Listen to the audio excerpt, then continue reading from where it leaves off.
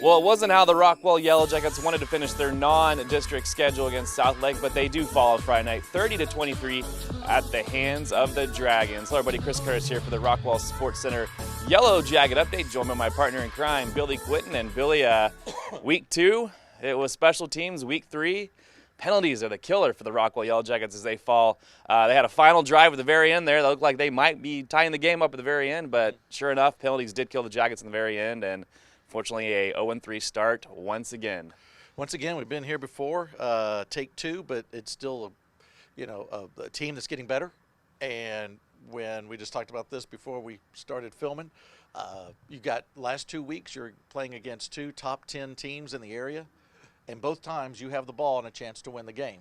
It didn't work out either time, but with this Jackets team, you see, big improvement. And as you mentioned, the Southlake game, a lot of positives in that game with, still getting Sam Crawford involved. The running game is balanced. They get over 200 yards on the ground and then another 200 yards in the air.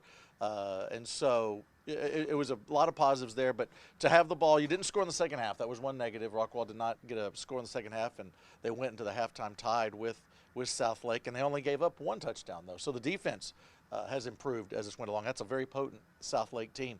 So, as we look at the positives going into district play against a very tough John Tyler team, we're very excited. And I know that Coach Webb is excited about this team, and I know this team is very confident. And, as you mentioned, penalties killed them near the end there. They had opportunity as they get close to the red zone to hopefully tie the game, maybe even take the lead if they go for 2. To try to get the win. But a couple penalties move them back, and that's just something, though, that the Jackets can clean up. It's nothing out of your control, and they'll get everything tightened up and get ready for district. I know Coach Webb likes to kind of preach each year this team has a different story. So the 15 team had a different story than the 14 team. So the 16 team's going to have a better story or a different story than the 15 team. But do you think some of these juniors and seniors on this team realize last year we went 0-3? Let's not panic. Let's just get ready for district here. It's a new season. Do you think that kind of jumps in the mind of all these varsity players right now as far as the season going along? Oh, definitely. I would think that this is exactly what they're going to refer to. Now, it's a little different. Last year, 0-3, and remind everybody that's not really familiar with the Jackets, it's not 0-3 against, some spare teams. These are 3, very, very potent teams, all of them in the top 10 in the area and all ranked in the state rankings. So to lose to Highland Park, Rowlett, and Southlake, and in 2 of those games to have the chance to win them, the last 2, that's good. That's good, and that's something to build on. Remind everybody also, yes, 0-3 means nothing, really, as every goal is still attainable for this team. The only 2 goals that this Jackets team cannot attain because of that is they can't go undefeated, and they can't look as cool as we do in our Rockwall Sportscenter shirts. That's the only 2 things they can't do. So everything else is right there on the table for them, and we saw it last year. They then reel off 12 straight wins. They get to the quarterfinals, and the one thing that's different, what I was getting to was last year they did get to start district against North Garland, and North Garland's not one of the better teams around. So that was a nice rebound game to get in there and get a little confidence. Not the same with John Tyler coming up. So you got to go to East Texas to go play John Tyler, one of the top teams. And they're also ranked high. And so this is just the rough part of the schedule, but nothing that's impossible and nothing that, Rockwall can't do. All right, well, before we get to John Tyler, let's hear from Coach Webb on his team's 30-23 loss against Southlake and, of course, looking ahead to that first district game. Well, the first thing that went wrong is we played a really, really good team. And they, a good team like Southlake has a way of making people do things wrong, and it was a really good game, competitive the whole way, close the whole way, and we just came up on the losing end, but we felt like we did a whole lot of things really well in that game. All right, Billy, well, the Jet will be loaded this Friday night as Rockwall heads off to East Texas, where football players are pretty much bred out there, it seems like. First on the docket for Rockwall is John Tyler, and not going to be an easy game for Rockwall by any stretch of the imagination. 3-0 JT Lions. What do we look for in this game as far as Rockwall goes? Like you mentioned earlier, it's not an easy team to face off your first 11-6A game against, so what are we looking for here? No offense, but they're not North Garland, and so it's going to be tough. But yes, they're a very good team. They're 3-0 coming into this ball game. Now they did defeat 3 teams. All 3 have losing records, but sometimes that doesn't, as we talk about, we have a losing record and we feel like we're pretty good. So, not saying that that's something to look past, but this is a team that's potent. They just beat a team out of New Orleans or in Louisiana, in New Orleans, Easton, and they beat them pretty handily. And every game they've won very handily. So that's something to look at. As usual, any Tyler team, especially John Tyler, they have a 3-headed monster on the offensive. On their offense, they have the dual threat quarterback that can run and throw, and he's very, very hard to contain. And they have a great running game. And then, of course, their receiving core, and they have a kid named Miller that's their wide receiver. I think it's Miller that's their wide receiver that is very, very good, and he'll get open and very similar to a couple of receivers we've seen against South Lake and then against Rowlett. So Rockwall's defense is going to have their hands full. They'll be fine. They'll know what to do. It ain't like we haven't faced these types of teams before. It'll be the first time to play John Tyler, I believe, in a long time for the Rockwall Yellowjackets, and it's always tougher to go out to East Texas and play them. But it's very attainable. It's very they can win this game and go out there and start District 1-0, and we're right back to doing what we expected to do. And then of course after that, when you come home and you got the Heath game, so this is where the season can take a turn either way. Is if Rockwall doesn't handle business and not get the win, and then all of a sudden you're looking at the Heath game and it's basically a must-win, or close to it.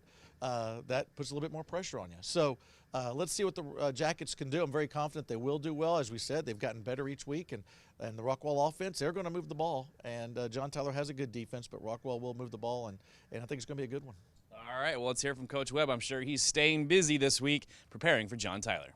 Well, they're undefeated. They're 3-0, and they've got talent all over the field, several Division I type athletes on the field.